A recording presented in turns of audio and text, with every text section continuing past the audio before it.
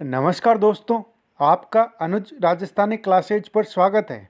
हम सब महात्मा गांधी और नाथूराम गोडसे से वाकिफ़ है और आज गांधी जी हमारे बीच नहीं है, लेकिन उनकी सोच आज भी हमारे बीच है।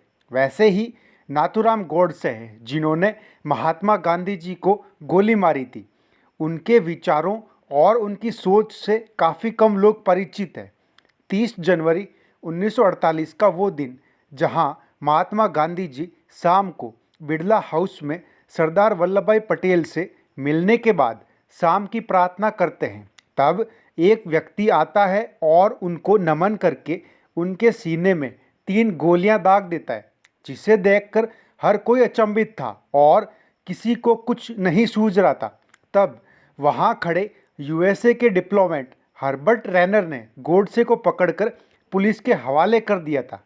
लेकिन यहाँ यह सवाल आता है कि आखिर ऐसा क्या कारण था जो नाथूराम गोडसे ने यह कदम उठाया था, जहाँ पर गोडसे खुद यह स्वीकार करते हैं कि वो जो करने जा रहे हैं वो बिल्कुल अशोभनीय है, जिसको कभी कोई स्वीकार नहीं करेगा, लेकिन फिर भी मैं वो कर रहा हूँ।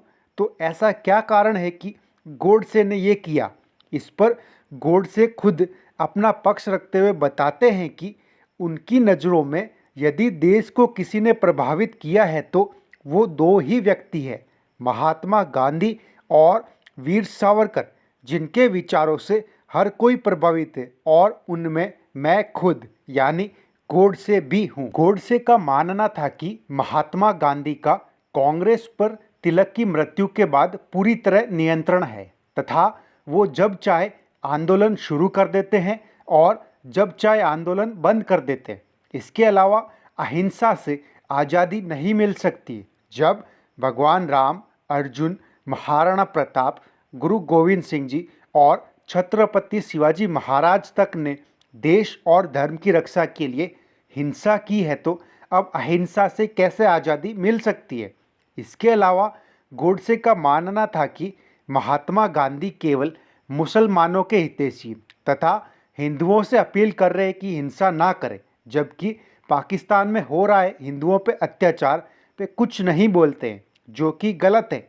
इसलिए मैं यानी गोडसे आज यह कदम उठा रहा हूँ। नाथूराम गोडसे अपने विचारों में कहाँ तक सही है, हम देखते हैं कि गांधी जी का उस समय की कांग्रेस पर नियंत्रण तो था, जो कि त्रिपुरा अधिवेशन में भी उजागर हुआ था, जहां सुभाष चंद्र बोस गांधी जी के समर्थक पटाभी सीतारामैया को चुनाव हरा देते हैं। तो गांधी जी के कहने पर कांग्रेस कमेटी से सरदार वल्लभ भाई पटेल, गोविंद वल्लभ पंत, मौलाना अबुल कलाम आज़ाद आदि इस्तीफा दे देते हैं।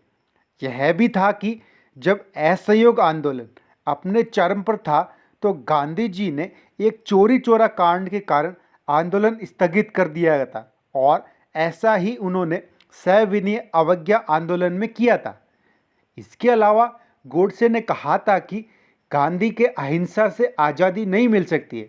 तो हम देखते हैं कि गांधी जी प्रारंभ में पूर्णतः अहिंसात्मक थे, लेकिन अंत में 1942 में गांधी जी ने ही करो या मरो का नारा दिया था और भारत छोड़ो आंदोलन के समय 8 अगस्त को भाषण में गांधी जी ने कहा था कि उनको कल गिरफ्तार कर लिया जाएगा, तब आप मूक दर्शक बनकर मत देखना। इसके अलावा जब देश 15 अगस्त को आज़ादी का जश्न मना रहा था, तब गांधी जी बंगाल में हिंसा प्रभावित क्षेत्रों का दौरा कर रहे थे और उन्होंने बंगाल के नौअकली गांव में हजारों हिंदुओं की रक्षा की थी तथा गांधी जी ने हिंसा को रोकने के लिए आमरण अनशन का भी ऐलान किया था, जो कि दोनों तरफ की हिंसा के लिए था।